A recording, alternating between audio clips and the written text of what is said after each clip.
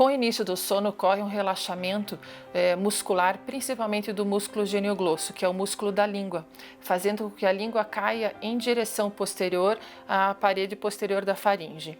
Da mesma maneira que esse relaxamento muscular acontece com a língua, pode ocorrer também com os outros tecidos moles que estão ao redor da orofaringe. E todos esses tecidos em conjunto vão para trás da faringe, estreitando a via aérea superior.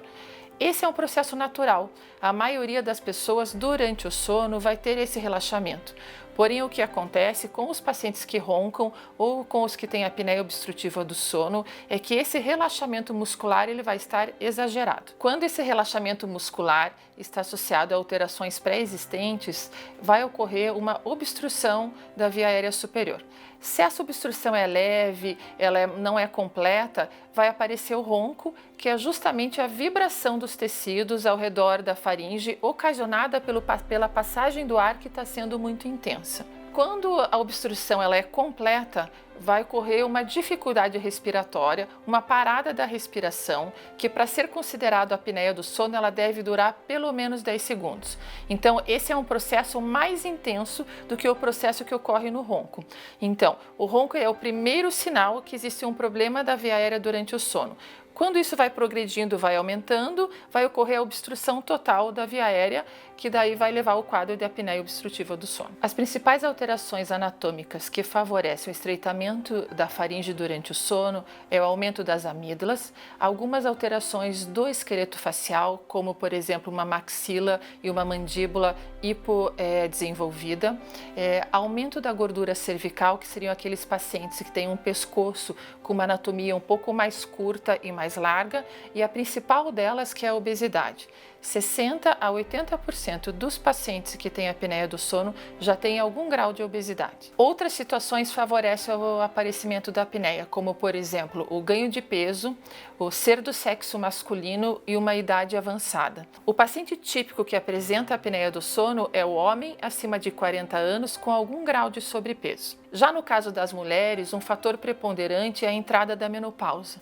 Antes da menopausa é um quadro muito mais presente nos homens e após a menopausa a gente vê uma incidência muito aumentada nas mulheres. Alguns fatores pioram o quadro, eles são agravantes. Os principais fatores são o uso do álcool, principalmente no período da noite, a ingestão de medicamentos que são relaxante muscular ou até alguns medicamentos que são sedativos, por exemplo, medicamentos usados em casos de epilepsia. Além disso, o cansaço é um fator que piora. Se o paciente apresenta um quadro de obstrução nasal, seja por rinite ou seja por um quadro gripal, também vai ser notado uma piora do quadro. É importante ressaltar que o cigarro também pode ser um fator de piora do quadro de apneia do sono. O grupo de pessoas que fuma tem um quadro mais exacerbado do que o grupo de pessoas que não fuma. Um dos primeiros estudos epidemiológicos que foi publicado em 1993 mostrava que a incidência da apneia do sono era de 4% nos homens e 2% nas mulheres. Atualmente, estudos bem mais recentes, já da década atual, mostram que essa incidência aumentou em 20% nos homens e em 10% nas mulheres. Recentemente, o Ministério da Saúde publicou um dado onde ele mostra que a incidência de obesidade no Brasil cresceu muito nos últimos 13 anos.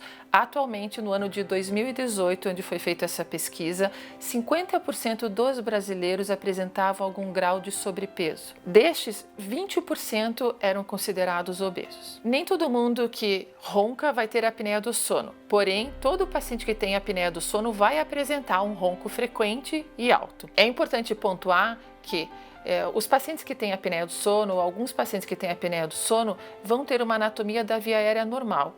E o que está ocorrendo é exatamente uma incapacidade da musculatura de manter essa via aérea superior aberta, bem pérvia durante o sono. O envelhecimento por si só ocasiona um relaxamento maior da musculatura durante o sono. Quando eu falo em envelhecimento, não é lá na frente, na década de 60 ou 70. O envelhecimento já é a partir dos 40 anos. Com isso, a capacidade da musculatura de manter a garganta aberta durante o sono, ela já está reduzida.